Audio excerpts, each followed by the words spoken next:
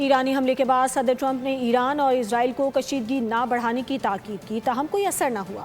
امریکی صدر کا کہنا تھا کہ نیتن یاہو کے پاس ایران کے ساتھ معاہدہ قبول کرنے کے سوا کوئی چارہ نہیں، کہا کہ اس حملے کے بعد بھی ایران سے مذاکرات کے خواہشمند ہیں، تاہم فوجی کارروائی خارج از امکان نہیں۔ امریکی صدر کی ایران اور اسرائیل کو کشیدگی سے گریز کی ہدایت۔ برطانوی اخبار کو انٹرویو میں ارادے بتا دیے۔ فائنینشل ٹائم کو انٹرویو دیتے ہوئے کہا کہ نیتن یاہو کے پاس ایران کے ساتھ معاہدہ قبول کرنے کے سوا کوئی چارہ نہیں ہوگا۔ امریکی صدر نے کہا کہ ایران کے حملوں نے امریکہ ایران مذاکرات مکمل کرنے کی خواہش کو نہیں بدلا۔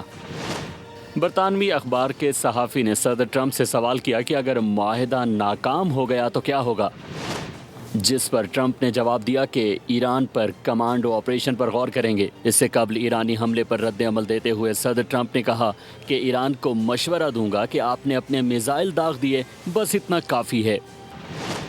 انہوں نے اسرائیل کو بھی جوابی کارروائی سے گریز کا مشورہ دیا تھا۔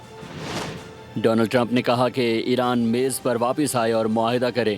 امریکی فوج الرٹ ہے، واضح کیا تھا کہ بیروت حملے پر وہ خوش نہیں۔ سبسکرائب کریں اور بیل دبائیں تاکہ کوئی خبر رہ نہ جائے۔